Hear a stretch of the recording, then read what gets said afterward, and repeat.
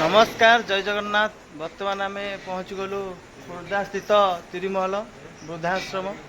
आम सब भाई मैंने आज एकाठी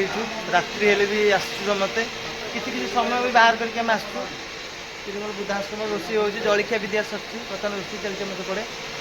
आमर आश्रम सहयोग कर आशीष भाई आ मुन्ना भाई दीपक भाई हापी भाई सब आम भाई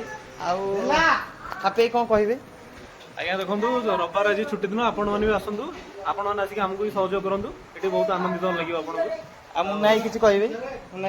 ଆପଣ ମାନେ ଆସିଲେ ଆମେ କିଛି ଉପକୃତ ହବୁ। दीपक भाई केमती बाबा माँ अच्छा आसी आस